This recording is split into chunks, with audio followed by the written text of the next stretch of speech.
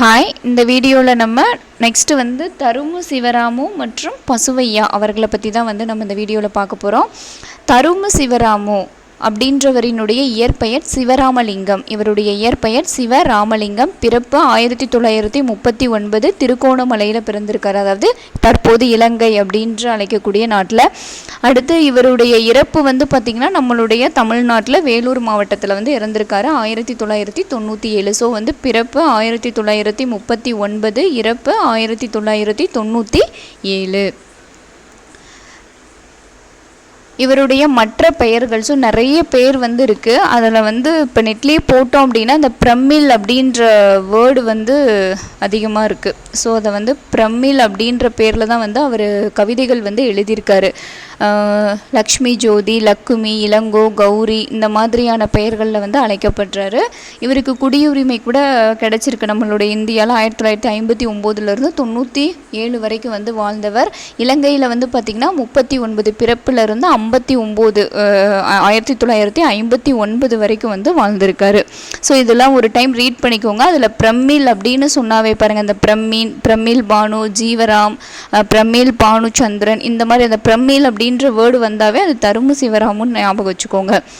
அதுக்கப்புறம் பார்த்திங்கன்னா தமது 20வது வயதில் சென்னையிலிருந்து வெளிவந்த இந்த எழுத்து பார்த்திங்கன்னா இங்கேயும் அந்த எழுத்து அப்படின்ற அந்த பத்திரிகை, இது எழுதியவர் சீசு செல்லப்பா அவர்கள். ஸோ அவர் நடத்திய அந்த எழுத்து பத்திரிகையில் கவிதைகளும் விமர்சனங்களும் எழுத ஆரம்பித்த பிறகு தமிழகத்திலேயே வாழ்ந்து தம் படைப்புகளை வெளிப்படுத்தியதால் ஒரு தமிழக எழுத்தாளராகவே மதிக்கப்பட்டார்.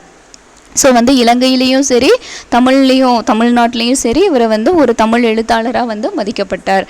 நிறைய பண்ணியிருக்காரு.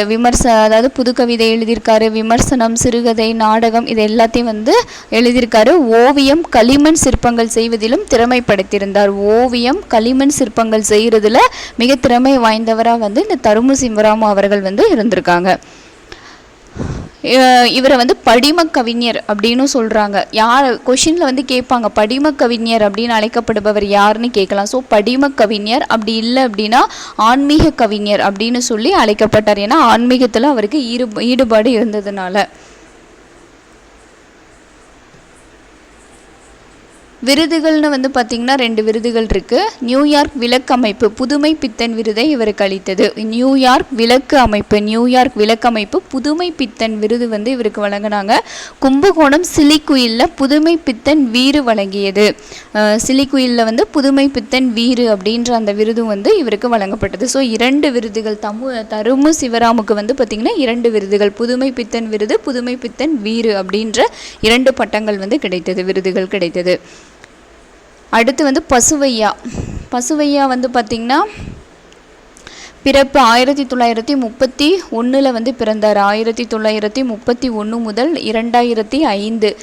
இறப்பு வந்து பார்த்திங்கன்னா கலிஃபோர்னியா அமெரிக்காவில் வந்து இறந்திருக்காரு. பிறந்தது நாகர்கோயில் தமிழ்நாட்டில் பிறந்தவர்.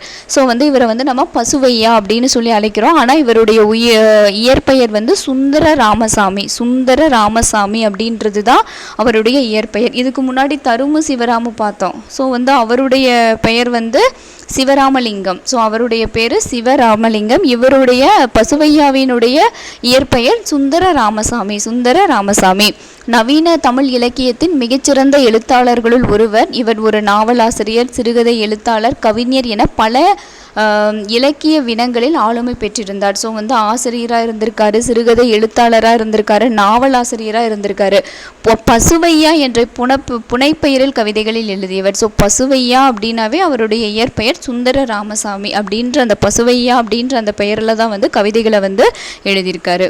ஸோ இவருடைய பெயரில் வந்து பார்த்திங்கன்னா நிறைய விருதுகள்லாம் வந்து வழங்கப்பட்டது. அந்த சுந்தர ராமசாமி அப்படின்னாவே உங்களுக்கு தெரியணும் பசுவையாவை தான் இங்கே சொல்கிறாங்கன்ட்டு. தமிழ் கனிமைக்கான விருது அப்படின்றதையும் இளம் படைப்பாளர் விருது, இது 2 வந்து இவருடைய நினைவாக வந்து வழங்கப்பட்டு வருகிறது. ஸோ இதெல்லாம் வந்து ஒன் டைம் ரீட் அவுட் பண்ணிக்கோங்க. அடுத்து இவர் என்ன விருதுகள் வாங்கியிருக்காரு அப்படின்னா குமரன் ஆசான் நினைவு விருது, இயல் விருது, தமிழ் இலக்கிய தோட்டம் 2001 வாழ்நாள் சாதனைக்காக பெற்றது. அடுத்து கதா சூடாமணி விருது 2004 வந்து வாங்கியிருக்காரு. கதா சூடாமணி விருது 2004. ஸோ இதுதான் வந்து முக்கியமான பாயிண்ட்ஸ்ன்னு பார்த்தீங்கன்னா இவ்வளோ தான். ஸோ இதை தாண்டி வந்து கொஷின் கேட்பாங்களா என்னன்னு தெரியல. பட் ஆனால் அந்த புனைப்பெயர்கள்லாம் வந்து கண்டிப்பாக வந்து படிச்சுக்கோங்க. தேங்க்யூ.